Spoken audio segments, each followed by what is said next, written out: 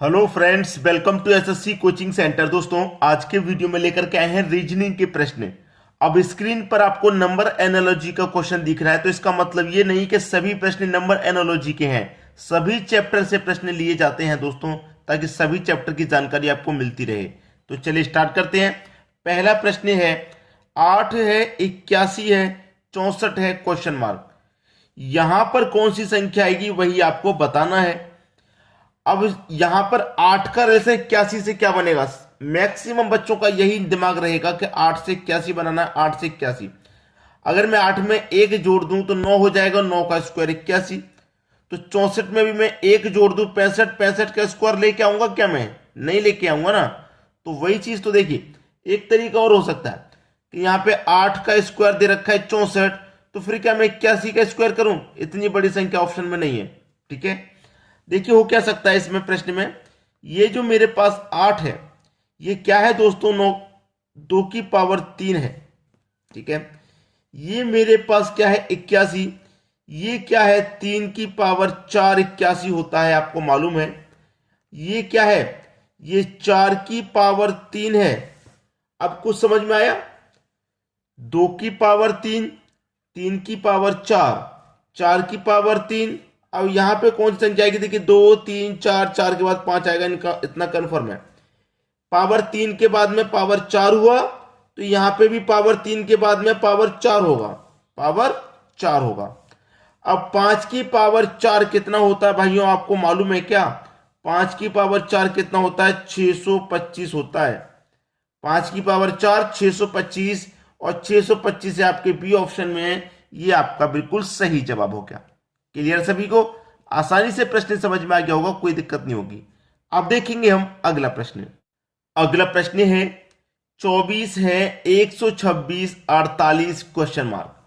Question mark वाली जगह पे कौन सी संख्या आएगी? सबसे पहले तो देखिए ये 24 कैसे बन पा रहा है, ये 126 कैसे बन पा रहा है। देखिए दोस्तों, अगर आप किसी भी कंपटीशन की तैयारी कर रहे हैं तो स्क्वायर और क्यूब आपको याद होने ही चाहिए। ये बात आप अच्छे से जानते हैं। तो यहां पे मेरे पास 24 है, तो मैं ये पता लगा सकता हूं कि 5 का स्क्वायर -1 24 होता है, क्योंकि 5 का स्क्वायर 25, -1 कर दूंगा तो 24। ये हम डायरेक्टली कैसे सोच पाएंगे? जब हमें स्क्वायर और क्यूब याद होंगे। ऐसे ही यहाँ पे 126 है, ये क्या होता है? 5 का क्यूब +1 होता है, क्योंकि 5 का क्यूब होता है 125, और उसमें जोड़ देंगे 1 तो हो जाएगा 126। अब ऐसे ही यहां पे आ जाओ। ठीक है, 48 है, तो 7 का स्क्वायर -1 होगा। 7 का स्क्वायर 49, माइनस का 1 कर दो तो 48। देखिए पहली संख्या में से -1 हो रहा है, यहां पे भी मैंने पहली संख्या में से -1 कर दिया। ठीक है, संख्या सेम है, यहां पे भी 5, यहां पे भी 5, तो यहां पे भी 7, तो यहां पे भी 7 हो जाएगा, इतना कंफर्म होगा। ठीक है, पहली संख्या में स्क्वायर है, तो यहां पे भी पहली संख्या में स्क्वायर आया। दूसरी संख्या में क्यू है, तो यहां पे दूसरी संख्या में क्यू आ जाएगा, इतना कंफर्म। पहली संख्या में माइनस कर रहे हैं और दूसरी संख्या में प्लस कर रहे हैं, प्लस कर रहे हैं। ठीक है, हो गया प्रश्न। 7 की पावर 3 होता है भैया 343। ठीक है, और उसमें जोड़ देंगे हम 1, तो ये हो जाएगा 344। यही आपका सही जवाब हो जाएगा, यानी कि सी ऑप्शन बिल्कुल सही। क्लियर सभी को प्रश्न? अब देखेंगे अगला प्रश्न। अगला प्रश्न है एक घड़ी 1 बजे 1 बार, 2 बजे 2 बार, 3 बजे 3 बार, ऐसे ही लगातार हर घंटे बजती है, तो एक दिन में वह कुल कितनी बार बजेगी? एक दिन में, उसने बोला है कि एक दिन में। एक दिन का मतलब वो पूछ रहा है 24 घंटे का, क्योंकि एक दिन में 24 घंटे होते हैं। ठीक है, एक दिन का मतलब वो 24 घंटे का पूछ रहा है। अब देखिएगा, 1 घंटे में 1 बार, प्लस 2 घंटे में 2 बार, प्लस 3 घंटे में 3 बार, ऐसे कहां तक? 12 घंटे में 12 बार बजेगी। ये हम निकालेंगे 12 घंटे का। 12 का निकाल के उसका गुना हम 2 से कर देंगे, तो 12 दूनी का 24 होता है। 24 घंटे का निकल के आ जाएगा।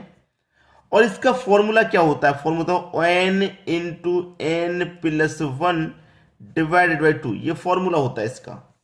बात क्लियर है सभी को? कर लीजिए। अब कुछ भी नहीं रह गया प्रश्न में, कुछ भी नहीं रह गया। n क्या होता है? अंत पद, अनंत पद हमारा कितना है 12, ठीक है, अनंत पद 12 है, 12 घंटे का है तो निकाल लें हम, 12 का गुना फिर 2 से कर देंगे 24 हो जाएगा। एन हमारा 12 है, एन 12 है, 12 में एक जोड़ देंगे, ये कितना हो जाएगा भैया 13 हो जाएगा कि नहीं हो जाएगा 13, और डिवाइड में कितना है 2 है, क्लियर, डिवाइड बाई 2 है, और गुने कितना है, ये 12 घंटे का है तो निकल के आ जाएगा, गुना 2 से कर देंगे हम, गुना 2 से कर देंगे, पूरा 24 घंटे का हो जाएगा। अब देखिए 2 से कटा लो 12 को 6 बार में, 13 छिंग कितना होता है भाई 78 होता है, और 78 का गुना 2 से कर दो 156 होता है। आगे आंसर बताइए किसकी समझ में नहीं आया, 156, बी ऑप्शन बिल्कुल समझ में आ गया, हो गया, सभी को समझ में आ गया होगा, आसान था। अब देखेंगे अगला प्रश्न। अगला प्रश्न है सायंकाल शाम को 4:30 बजे घड़ी की 2 सुइयों के बीच कितने डिग्री का कोण बनेगा। अच्छा प्रश्न है, जैसे कि मैं यहां पर एक घड़ी बना के आपको सिखा दूं, जैसे कि घड़ी हो गई, यहां तो 12 बजेंगे, यहां 6, यहां 3, यहां 9, 1 2 4 5 7 8 10 11, ठीक है, कितने बजे का टाइम 4:30 का, 4:30 का मतलब जो मिनट वाली सुई है वो 6 पे रहेगी, और जो घंटे वाली है वो 4 और 5 के बीच में रहेगी, तभी 4:30 बजेंगे, ठीक है, बिल्कुल इसी तरीके से घड़ी रहेगी।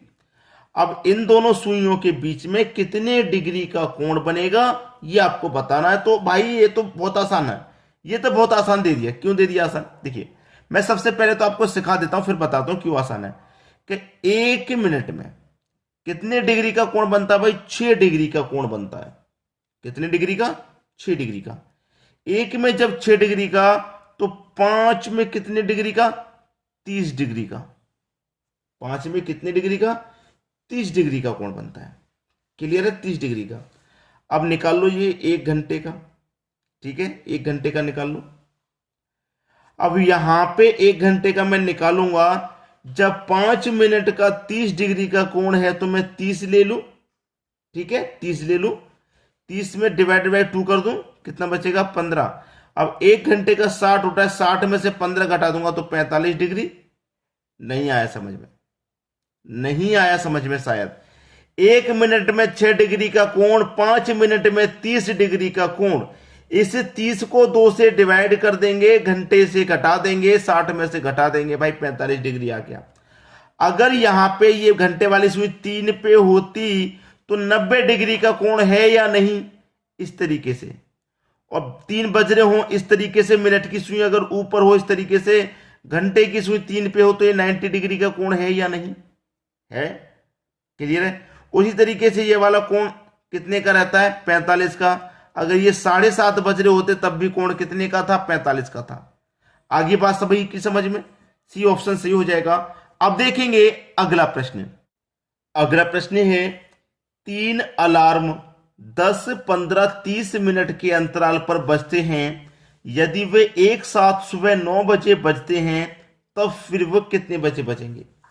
देखिए सुबह के 9 बजे अलार्म बज चुके हैं, ठीक है, सुबह के 9 बजे अलार्म बज चुके हैं। हमारे पास 3 अलार्म है, पहला 10 मिनट के अंतराल से बजेगा, दूसरा 15 मिनट के अंतराल से, तीसरा 30 मिनट के अंतराल से बजेगा, ठीक है। अब देखिएगा जब यहां पे पहला अलार्म 9 बजे बज चुका है तो दूसरा कब बजेगा, 10, 15 और 30। अगर मैं इनका 10, 15, 30 का एलसीएम अगर लूंगा, तो एलसीएम कितना आ जाएगा, 30 आ जाएगा, आ जाएगा कि नहीं आ जाएगा। जो 30 मिनट वाला है वो 30 मिनट के बाद बचेगा, जो 10 मिनट वाला है वो भी 30 मिनट पे बचेगा, और जो 15 मिनट वाला है वो भी 30 मिनट पे बचेगा, तीनों एक साथ बजेंगे 30 मिनट पे। तो 9:30 पे बजेगा, कितने बजे बजेंगे भाई, 9 बजे बजते हैं, फिर वो दोबारा कितने बजे बजेंगे, 9:30 पर बजेंगे। पहला ऑप्शन सही हो गया। अब देखेंगे अगला प्रश्न। अगला प्रश्न है ए, बी तथा सी ऐसे कथन हैं कि अगर ए तथा बी दोनों सत्य हैं तब सी असत्य है, ए हमेशा सत्य है, तब इनमें से कौन सही है। भाई बहुत अच्छा प्रश्न, बहुत अच्छा प्रश्न, कौन सा सही है। ए और बी दोनों सत्य हैं, यहां पर हमसे एक बात उसने कह दी कि ए प्लस बी ये दोनों सत्य हैं, ठीक है, दोनों सत्य हैं। लेकिन एक बात और कही है कि ए जो है हमेशा सत्य है, हमेशा, ठीक है, ए हमेशा सत्य है। अब ऑप्शन चेक कर लीजिए, बी हमेशा सही है, गलत है भाई। बी हमेशा सही नहीं है, क्योंकि हमेशा सही तो ए है, पहला ऑप्शन गलत हो जाएगा। अगर सी सत्य है तब बी असत्य है, नहीं। अगर सी सत्य है तो बी असत्य है, सी जबकि हमारा असत्य दिया गया है, ये भी गलत। सी हमेशा सत्य है, नहीं, सी तो असत्य है। ए हमेशा सत्य है, तो सी हमेशा सत्य नहीं है, ये गलत हो गया। अगर सी असत्य है तब बी सत्य है, सी असत्य है और बी क्या है यहां पे, सत्य है, ये सही हो गया। डी ऑप्शन बिल्कुल सही। पहचानने का तरीका सीखिए बस प्रश्न में कह क्या रहा है, ये आसानी से समझ में आ गया। वीडियो देखने के लिए आपका बहुत बहुत धन्यवाद।